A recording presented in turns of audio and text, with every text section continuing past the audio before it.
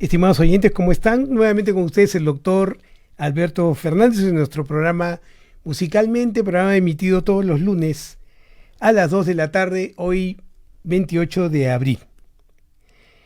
Bueno, hoy día es un día especial en el país, que en realidad es tan frecuente los días especiales que ya no son especiales. Por lo menos así es como yo particularmente lo siento, ¿no? Cada vez amanecemos con un problema diferente que no nos permite ver con claridad qué es lo que está pasando en nuestro país, qué es lo que está pasando con nosotros. Por eso les decía, es un día especial, pero no sé qué de especial pueda tener, porque en realidad probablemente sea mucho circo para seguir en lo mismo. Todo camuflado bajo la sensación de buenas intenciones, ¿no? El Perú es un país privilegiado, porque todo el mundo lo quiere salvar. El problema es que todos creen que son los salvadores, y ninguno de estos salvadores presenta una conducta que nos haga creer que realmente esa es su intención. Pero bueno, acá estamos. Siempre juntos, siempre con ustedes, procurando darles información, justamente, imagínense, sobre salud mental. Tremenda pretensión mía, que es los ubicar en relación a los procesos que vive el ser humano en sus diferentes circunstancias. Y hoy vamos a hablar de un tema que es sumamente interesante, vean ustedes.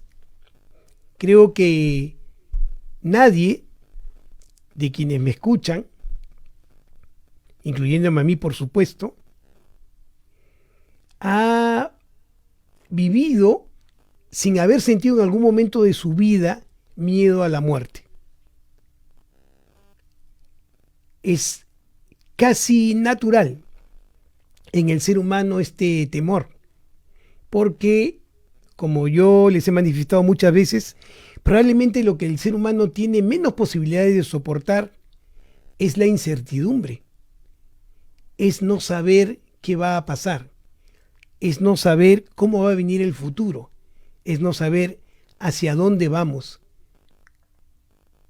Y efectivamente la muerte es un proceso que es parte de la historia natural del ser humano, como de cualquier ser viviente, pero que a pesar de esto, y a pesar que lo vemos constantemente a nuestro alrededor, y a pesar que sentimos la tristeza de quienes se van, todavía no tenemos una idea clara de qué viene después de la muerte.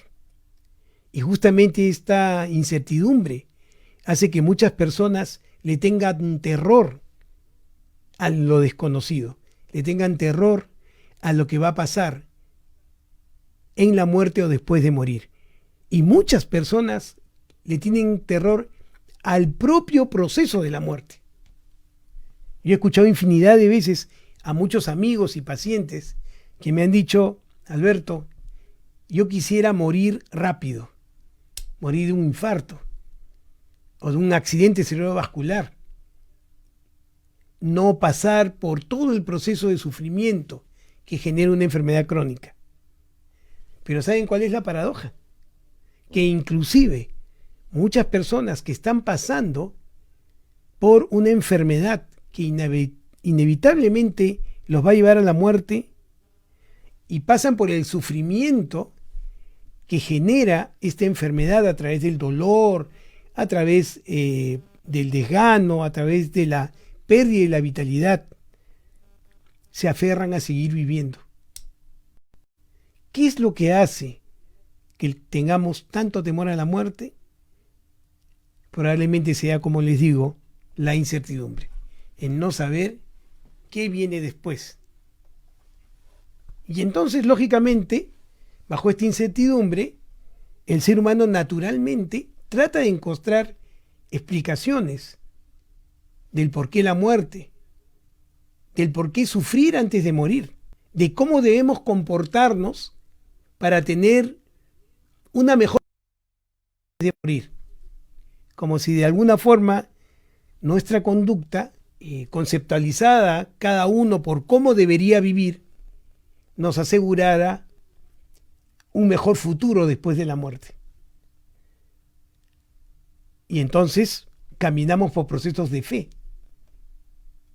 ¿no es cierto? Tratamos de explicarnos el por qué morir o el objetivo de morir. Y lo que más nos consuela, por supuesto, es que vamos a pasar a mejor vida.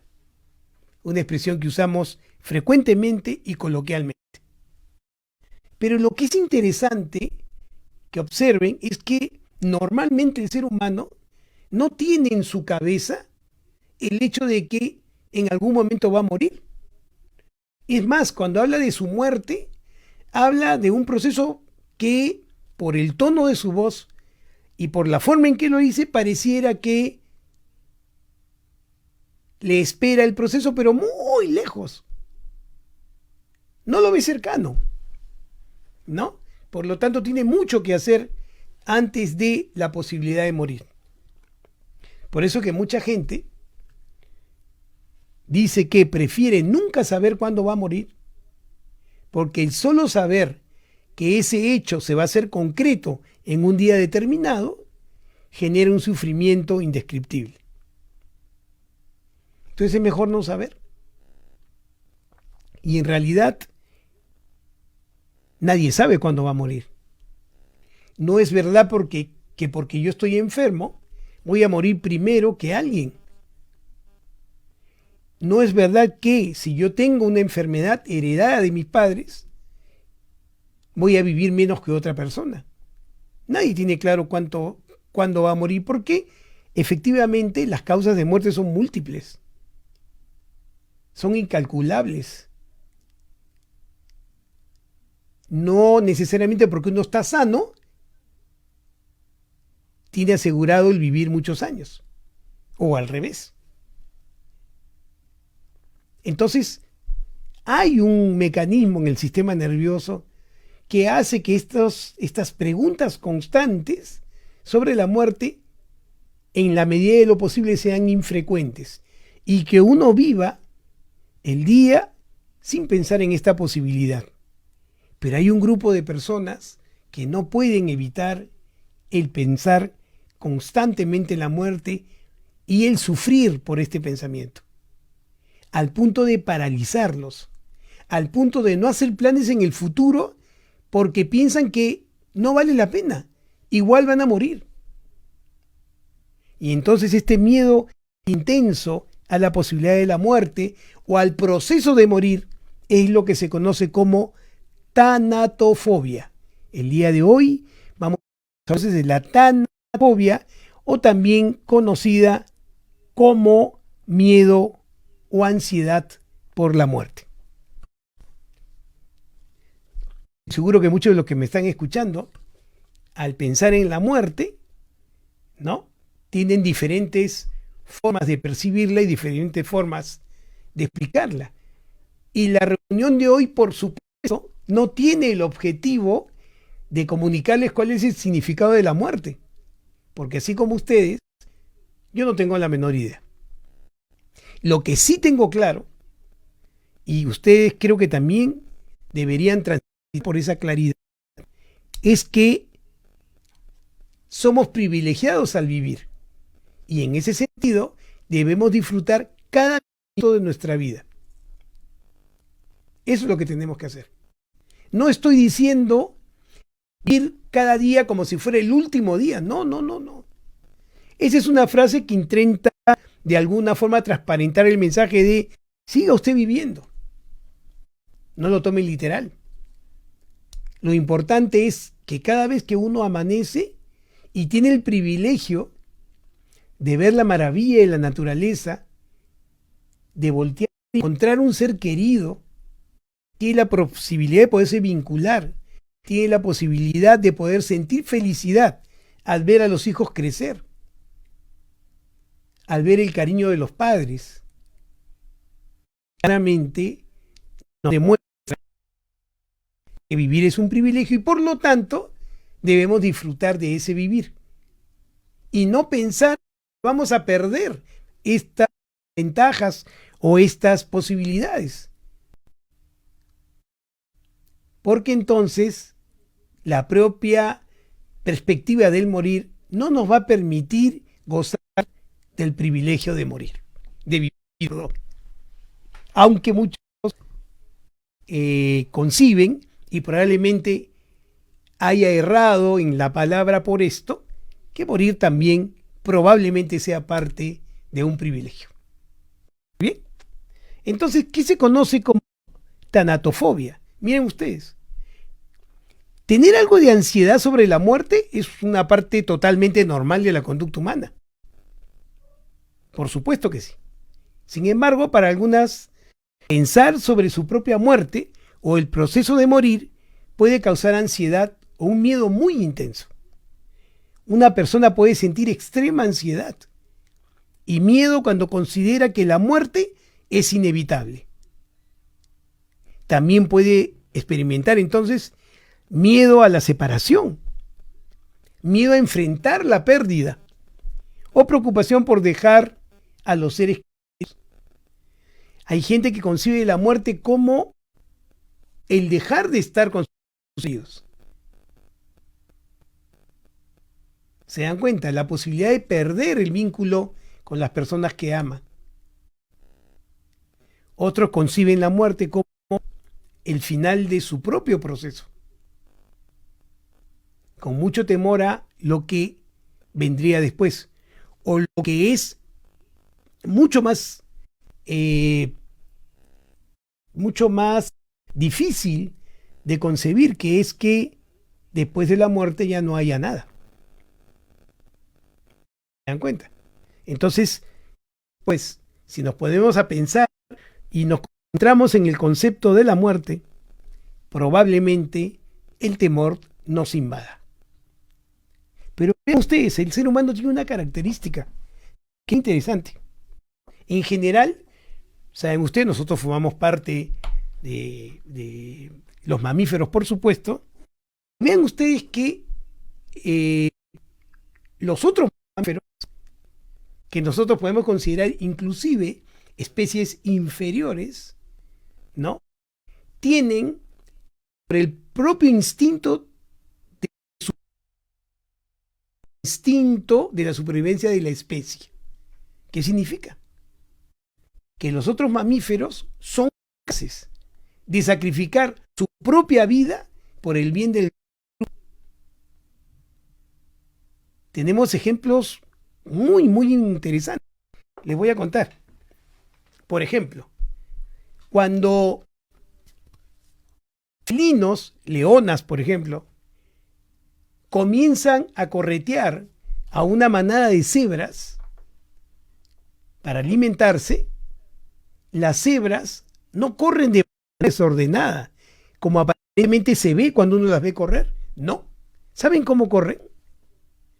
Las cebras jóvenes van en el medio de la manada, protegiendo a las jóvenes van las cebras adultas. ¿Y saben ustedes quiénes van en la periferia? Las cebras de mayor edad, las que menos pueden correr, las que son más fáciles de alcanzar. Y esa distribución es natural. ¿Cuál es el fin de esa distribución al correr? Que se conserve la especie cuidando, escuchen bien, a los menores, porque ellos son el futuro de la especie. Y entonces habrá un sacrificio, habrá un costo, que es parte del proceso natural para que la especie se conserve. Pero el ser humano ha mostrado en múltiples oportunidades de que piensa primero en su supervivencia que en la supervivencia de la especie. Porque hay una apuesta constante al individualismo.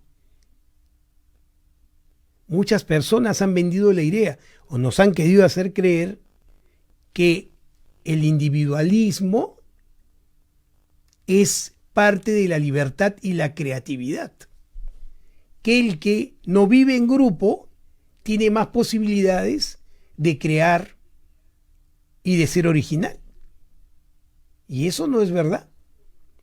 Porque el factor más importante, se los he dicho varias veces, y eso está demostrado, del desarrollo del sistema nervioso, del desarrollo de la corteza prefrontal, que es la parte más exquisita del desarrollo de nuestra especie, inevitablemente necesita para su buena salud y desarrollo el estar vinculado.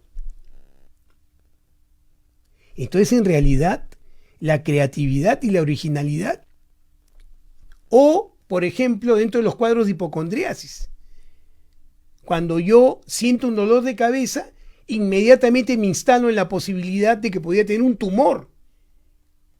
Entonces me voy a morir y entro en un terror indescriptible. Pero eso es parte de los procesos de hipocondriasis. Por lo tanto, la tanatofobia tiene esa característica y debemos diferenciarlo de otro término que se conoce como necrofobia. La necrofobia es el miedo general a la muerte o cosas relacionadas a la muerte. ¿Estamos de acuerdo? Todas aquellas cosas que me recuerdan la muerte o de alguna forma convocan mi pensamiento de muerte, ¿no es cierto? Es lo que se conoce como necrofobia, pues, ¿no? La gente que no puede ir a un velorio, la gente que no puede ver un cajón, no puede ir a un cementerio, ¿no es cierto? Porque le tiene fobia a todos aquellos elementos que de alguna u otra forma le recuerden la muerte. Es diferente a la tanatofobia, donde uno tiene claramente miedo a morir, él, o al proceso de su propia muerte. Entonces comprenderán que si este temor me aborda, ¿no? Entonces, y me hace disfuncional, puedo pues abandonar mi casa, dejar mi trabajo, porque me voy a morir en algún momento. Los miedos entonces se van a enfocar fundamentalmente en aquellas cosas que pueden causar la muerte. ¿Estamos de acuerdo? Entonces yo podría alejarme de toda aquella condición en que podría perder la vida. Entonces, en resumen, el miedo a la muerte, la tanatofobia, es un tipo de fobia específica. Así como uno tiene fobia al avión, porque piensa que el avión se va a caer, o tiene fobia a los insectos, porque piensan que lo van a picar y se van a morir, ¿no es cierto? La tanatofobia es la fobia a la posibilidad de morir. Y hablando de esto, entenderán que la tanatofobia puede estar asociada a otras fobias, ¿no es cierto? Aquellas fobias que las tengo porque me pueden llevar también a la muerte. Por ejemplo, yo puedo tener tanatofobia combinada con fobia a subir al avión. Porque no subo al avión porque tengo un temor severo a que vaya a morir. Por lo tanto, es común que la tanatofobia se combine con otros tipos de fobias específicas. Ahora, lo que es importante saber es que los síntomas de la tanatofobia pueden ser alternantes. Pueden haber periodos en los que no piensen ese problema y periodos en que el problema se presente muy, muy intensamente. Entonces, los síntomas pueden aparecer y desaparecer durante la vida. Una persona con una ansiedad a morir moderada puede experimentar una sensación de ansiedad muy intensa, más intensa del usual, cuando tiene cerca a un ser querido que va a morir. No por pena a que el ser querido muera, sino porque ve cerca la posibilidad efectivamente de que él puede morir. Escúchenme bien, en el tiempo en que la pandemia estaba en su máxima severidad y la gente moría, ustedes todos hemos sido testigos de eso, ¿no? Mucha gente hizo este tipo de patología, tanatofobia, porque comenzaba a ver que los amigos, que los familiares se morían alrededor de uno. Por lo tanto, la posibilidad de morir era inminente. Y esa información llegaba por televisión constantemente, ¿se acuerdan?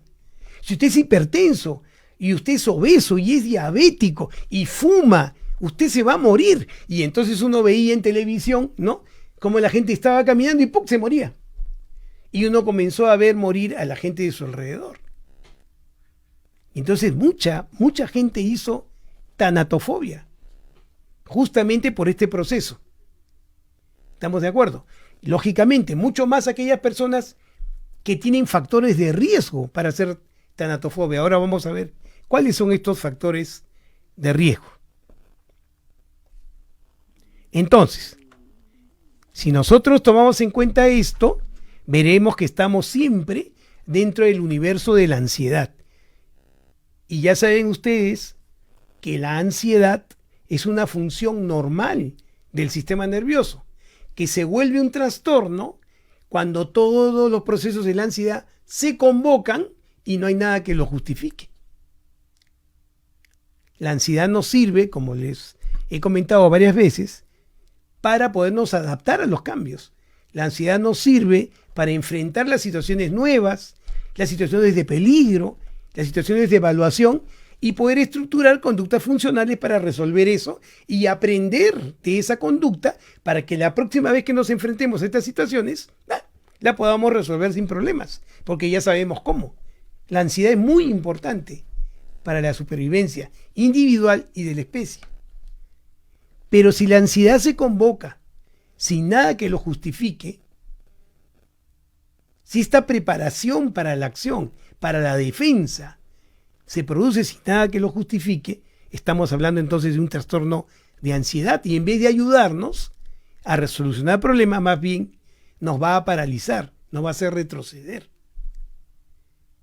Y entonces se entiende que la tanatofobia esté dentro de los trastornos de ansiedad como una fobia específica, porque efectivamente podemos tener en la tanatofobia todos los síntomas que son característicos de un trastorno de ansiedad.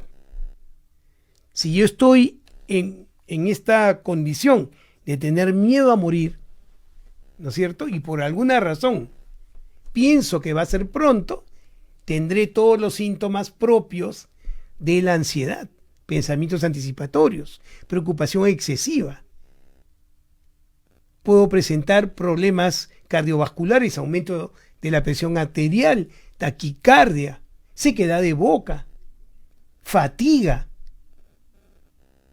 cefalea y todos estos síntomas en relación a una ansiedad convocada cuando en realidad no existe nada que lo justifique, solo la creencia o el temor irrefrenable de que voy a morir.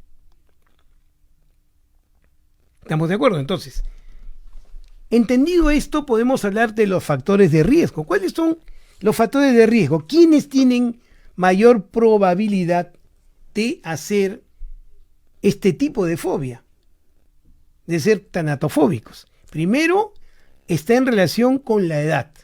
Y esto tiene sentido, ¿no es cierto? Es más común ver pacientes de tercera edad que sufren de tanatofobia, ¿no?, que gente menor. Porque la gente menor lógicamente ve, cuando piensa en la muerte, ¿no?, ve la muerte como una posibilidad muy lejana, aunque eso no sea verdad. Porque uno puede morir en cualquier momento. En cambio, quienes estamos en la tercera edad, ¿no?, comenzamos a ver que, entre comillas, el final está cerca, cuando eso tampoco es cierto, porque uno no sabe exactamente cuándo va a morir. Por eso yo les decía en programas anteriores, ¿no?, cada periodo de la vida, ¿no es cierto?, tiene sus encantos y sus características y sus ventajas. La niñez, la adolescencia, la adultez y, por supuesto, la tercera edad o el envejecimiento. El otro factor de riesgo es el sexo, porque se ha visto que hay más probabilidades que los hombres tengan temor a la muerte que las mujeres. Pero esto que parecía ser un conocimiento cierto, porque los hombres, entre comillas, van a la guerra, etcétera, no se ha podido confirmar. Y últimos estudios demuestran que es al revés, que es la mujer la que tiene mayor probabilidad de sufrir tanatofobia. Y esto está en relación a un concepto general. Saben ustedes que, en general, tanto en depresión como en ansiedad, el sexo femenino, el ser mujer, es un factor de riesgo. Porque en el caso de depresión, la probabilidad de que una mujer haga depresión es 3 veces mayor que la de un varón.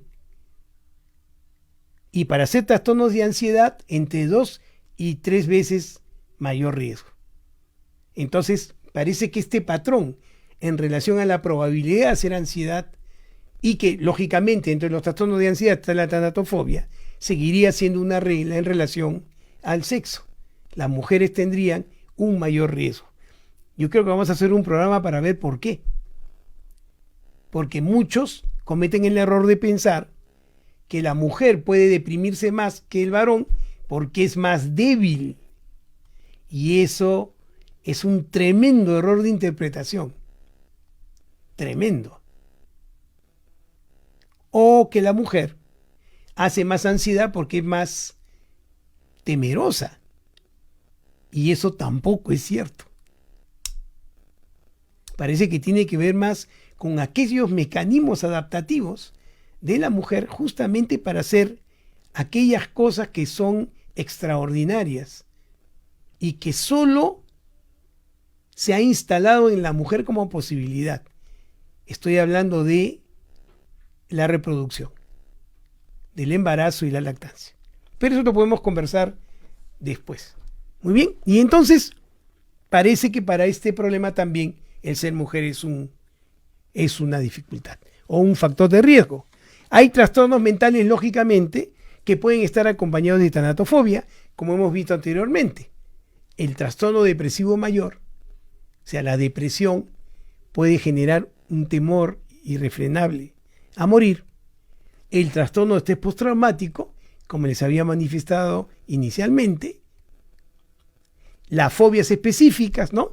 A los insectos, a los aviones, a la altura, etc. Lógicamente en el trastorno de pánico, como lo hemos descrito anteriormente, y en los trastornos de ansiedad situacionales que se generan por una enfermedad, ¿no? Hay personas que se enferman, que inclusive pueden ser enfermedades que no tienen necesidad mortal, ¿no? Y que inmediatamente se instala el temor a que van a morir. Entonces, estos serían aquellos trastornos que están más asociados a la posibilidad de hacer tanatofobia. ¿Cuáles son los factores protectores? Miren, ¿cuáles son los factores que hacen que los seres humanos tengan menos probabilidades de tener temor? El primero, ¿saben cuál es? Una buena autoestima. ¿Qué les parece? Una buena autoestima. El sentirse importante, útil, vinculado, querido, es un factor importantísimo para que la posibilidad de sufrir de tanatofobia sea menor. El otro factor, lógicamente, es la buena salud. Si yo gozo de buena salud, lógicamente mi concepción sobre la muerte estará en relación a cuán buena salud tenga. Si mi salud es buena y conservo mi buena salud, mi percepción de morir por enfermedades, ¿no es cierto?, disminuirá en frecuencia, claramente. Y por último, la satisfacción por la vida. El estar satisfecho por lo que se ha vivido.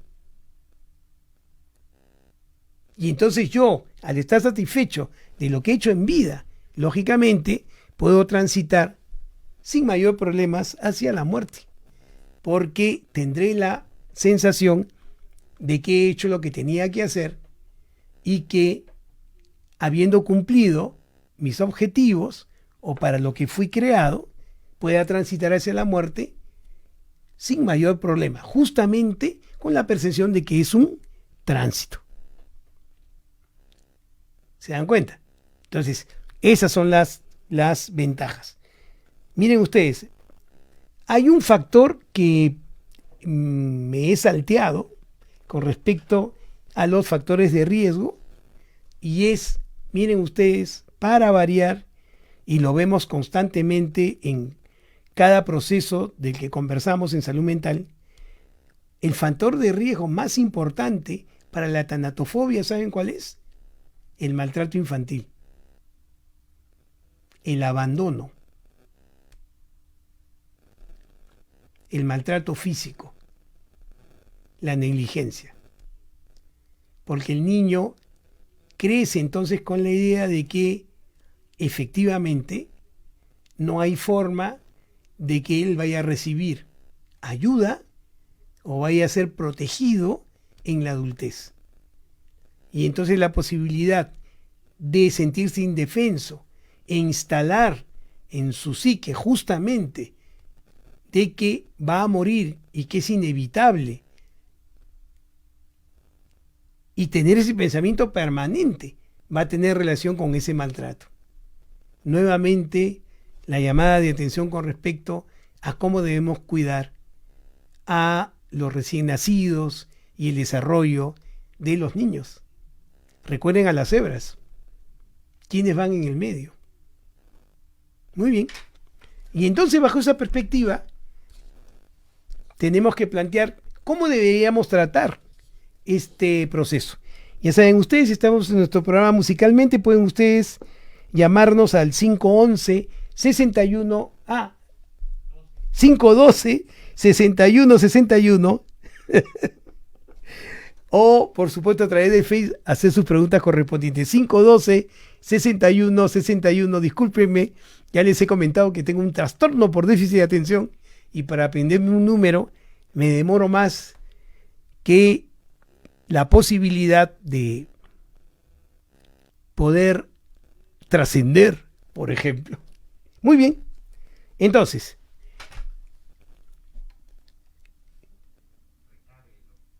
tenemos, ahí está, justo tenemos una primera llamada. Gracias. Sé que están ahí y que me están esperando, así que veamos.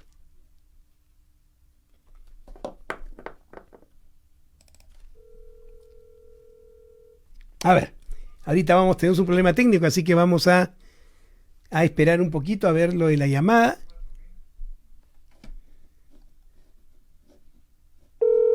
Sí, tenemos una primera llamada. Aló, buenas tardes, ¿con quién tengo el gusto? Buenas tardes, doctor, aquí escuchándole. Teodoro Carver.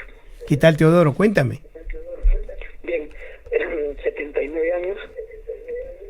Y mi pregunta es en relación a los factores de esta tanatofobia. Uno de ellos en particular. ¿Qué ocurre cuando uno siente que no ha cumplido correctamente lo que debía hacer en esta vida? Y con mayor razón, si personas a las cuales uno siente cercanas e importantes, estas personas, digo, le consideran a uno ya inútil. Perfecto, buenísima pregunta. Te agradezco muchísimo la llamada. Yo estoy agradecido. Gracias. Miren qué interesante, ¿eh? Y acá nuevamente vamos a partir del concepto que habíamos planteado al principio, ¿no? Que es el área de las percepciones. El área de las percepciones. Cómo yo percibo que he vivido, cómo yo siento que he cumplido con lo que me con lo que me correspondía y hasta qué punto, lógicamente, el tránsito de morir podría generarme la desazón de no haber cumplido con lo que me tocaba hacer. En realidad, este es un proceso que está influenciado por muchos factores, pero quiero decirle a mi oyente algo que es bien importante, que él está vivo y sigue vivo. Y eso no es casual. Por más que tenga la impresión de porque está enfermo, se va a ir. Amigo de mi vida, no pierdas la oportunidad de poder tener una percepción diferente con respecto a tu vida. Tienes tiempo, más de lo que crees. No se puede calcular el tiempo que tienes para poder reparar aquellas cosas que tú percibes podrías reparar. Y además poder comprender por qué algunas personas, inclusive familiares, podrían considerar que tu vida es inútil, cuando en realidad quien debe valorar primero tu vida eres tú mismo. Y probablemente, si miras alrededor tuyo, te vas a dar cuenta que tu proceso vivencial tiene mucho valor. ¿Sabes por qué? ¿Sabes qué demuestra directamente que lo que te estoy diciendo es cierto? La llamada que acabas de hacer. Porque has tenido la valentía de poder cuestionar tu propio proceso y has tenido la valentía de hacerlo público. Por favor, díganme a alguien de quien nos escucha, eso no tiene valor. Eso habla muy bien de ti. Así que aprovecha el tiempo. Estás acá. Si crees que hay algo que reparar, repáralo.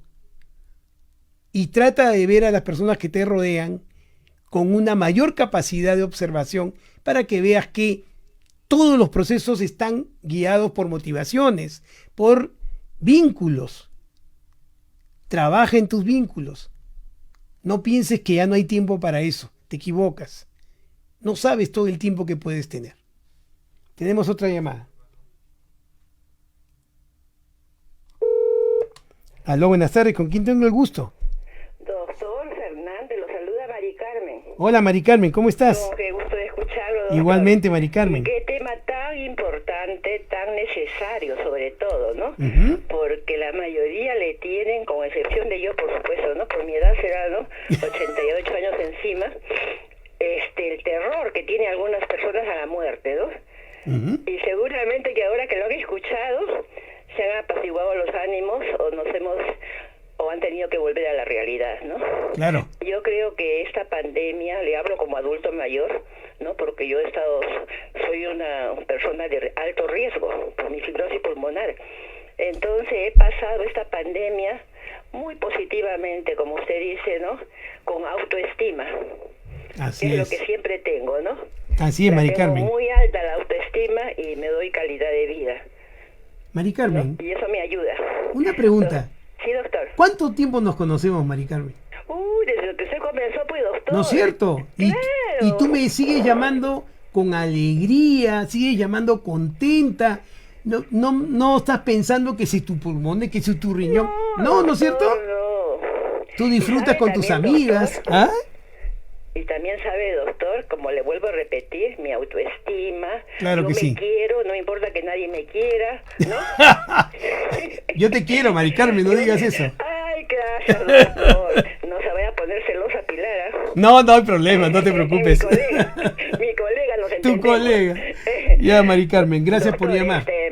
Sí, doctor, muchas gracias. Un abrazo. Y lo que le quería preguntar, yo siempre desde que tengo uso de razón he escuchado pasar a una vida mejor. ¿Ah? A ver si me da nos dice un poquito al respecto. Correcto.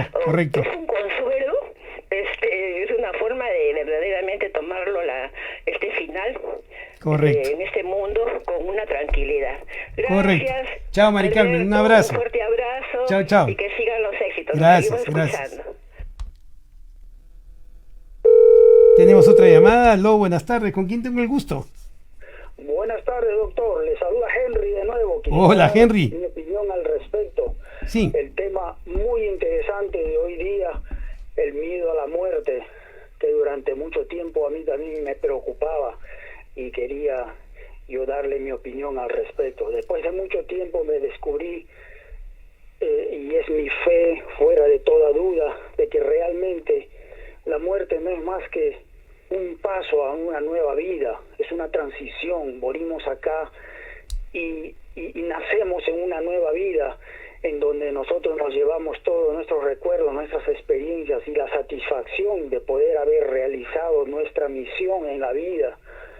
Yo, por ejemplo, me di cuenta que mi misión en la vida era cuidar de las personas en mi entorno, de mis amigos, familiares que están deshabilitadas, que no pueden valerse por sí mismos. Cuando descubrí eso y lo pongo en práctica todo el tiempo, y lo seguiré haciendo hasta el final de mis días, realmente es una cosa que me doy cuenta de que efectivamente ya llegué a lo que yo quería, a la misión del vivir. Como decía el gran escritor Mark Twain de Estados Unidos, decía, hay dos eventos importantes en la vida de uno. Uno es cuando uno nace, y el otro evento es cuando uno descubre por qué ha nacido. Así es.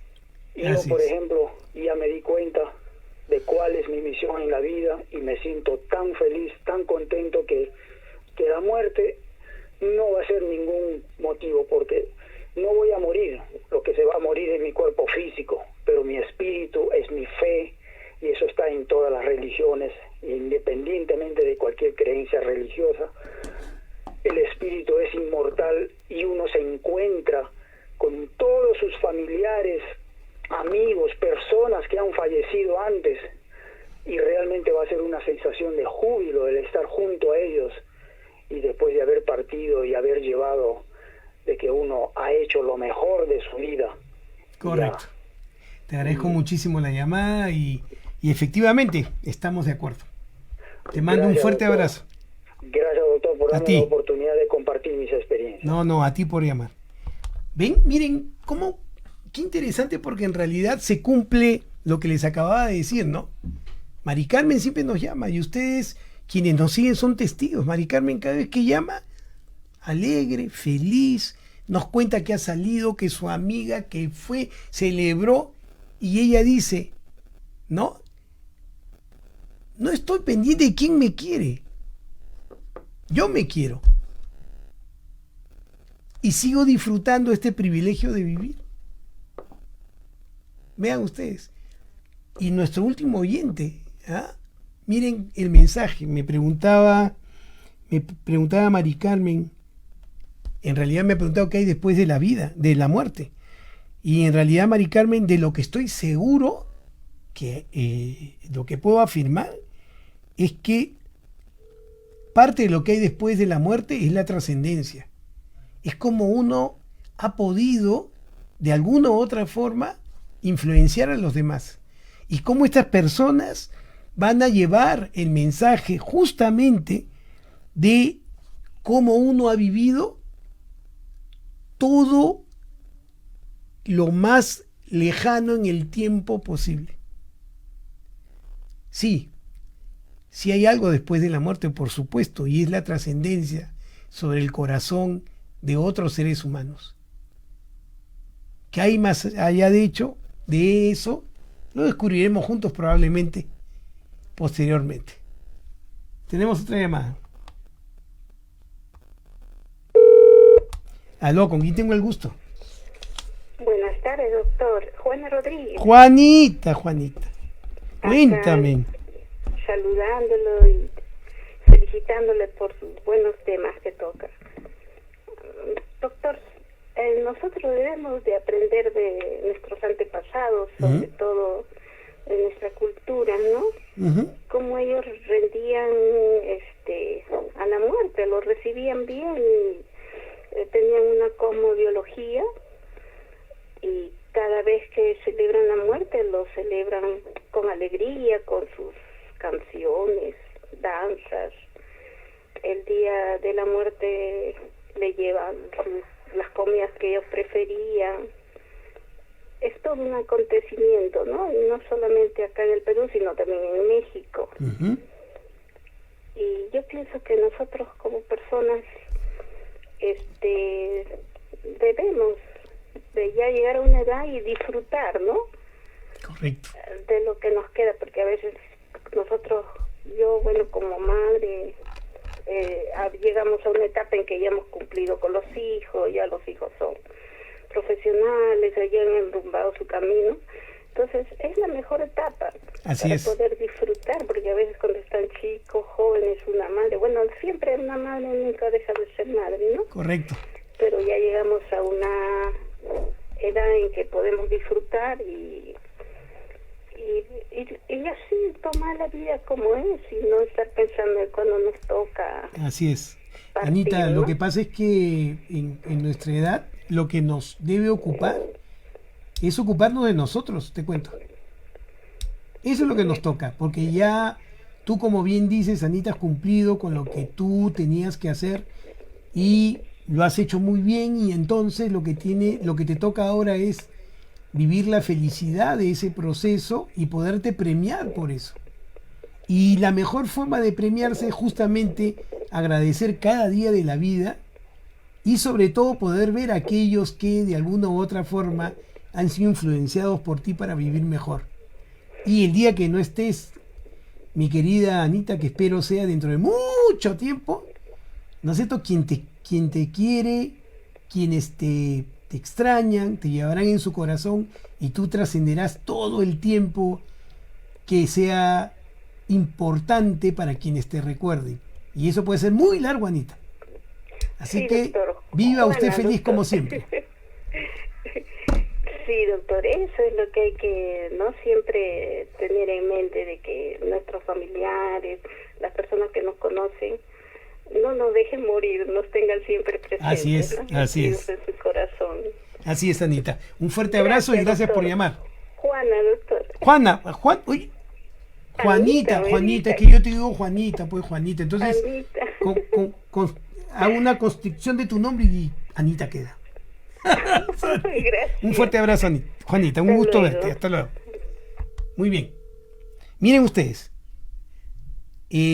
Importante las llamadas. ¿Se dan cuenta? Miren cómo efectivamente hay una relación entre estar satisfecho, vivir contento, tener la percepción de que se ha hecho lo que se tiene que hacer.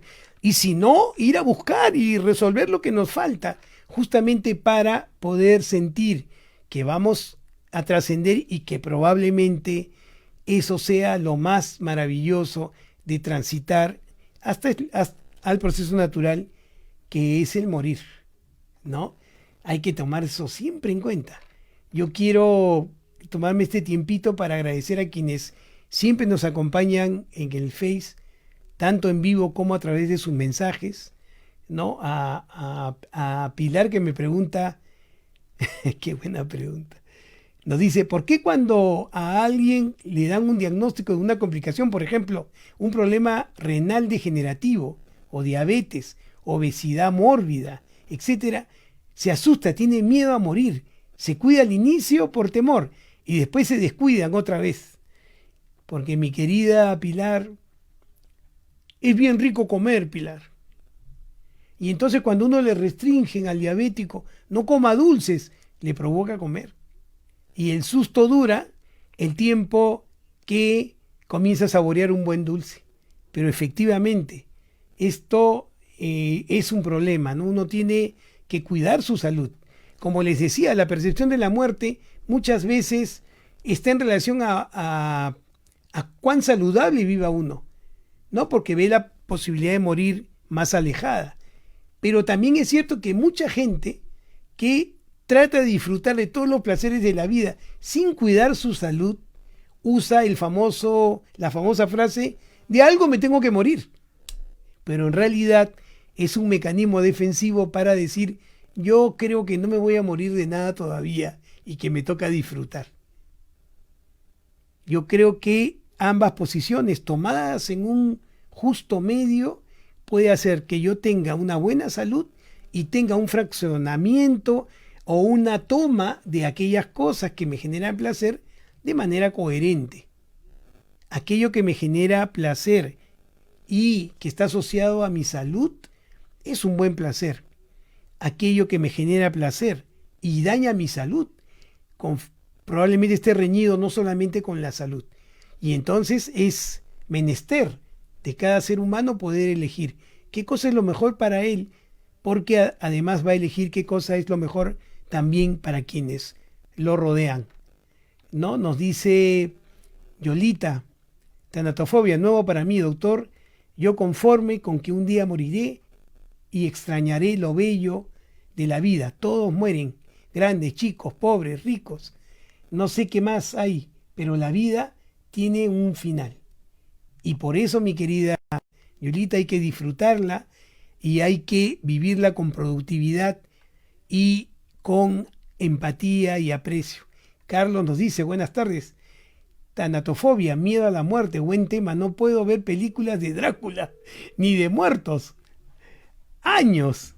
Dice, me invitaron al cine a ver El Exorcista. La pasé muy mal. ¿Tengo tanatofobia? No necesariamente, Carlos. Lo que yo creo que tienes es más bien una fobia y un temor a terror. ¿Ah? Te preocupan las situaciones complejas y que no tienen explicación. Eso iría más allá de una tanatofobia. No, hay que tener la posibilidad de poder ver las cosas con más tranquilidad, ¿no? Entender que, hay películas representativas de procesos diferentes en el ser humano y que las creencias y la fe es parte de todo ese proceso, ¿no? Yo creo que el vivir todos los días, Carlos, te va a mostrar que probablemente el tener mayor conocimiento y tener una vivencia más enriquecedora sobre el conocimiento va a hacer que vivas mejor. No tengas tanto miedo a conocer y trata de conocer más. Nos dice Paul, doctor, mi abuela tiene como 80 años, pero en lugar de disfrutar y tener calidad de vida para mi abuelo de más de 90, ella es muy activa, diría demasiado, que en su avanzada edad aún sigue construyendo departamentos. Paul, déjala pues. Me parece muy bien, si es lo que le gusta, que lo haga. ¿No? Si su esposo no está a su velocidad, bueno, disfrutará del progreso de su pareja, porque al final, me imagino que haciendo más departamentos, tendrá una mejor situación económica, pero más allá de eso, la posibilidad de poder sentirse útil y seguir, mira tú, metafóricamente, construyendo. Esa es la idea, ¿no? Y Julie nos dice, sus consejos son muy buenos y nos alienta. Gracias, Julie.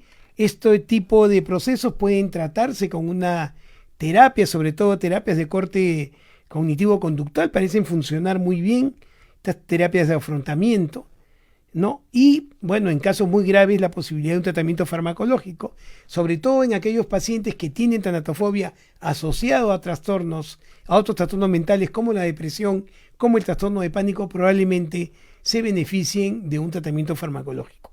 Claramente, en los casos severos, la combinación entre tratamiento farmacológico y psicoterapéutico da un muchísimo mejor pronóstico. Muchísimas gracias por acompañarnos. Nos vemos el próximo lunes a la misma hora con otro tema interesante de salud mental. Gracias por estar ahí.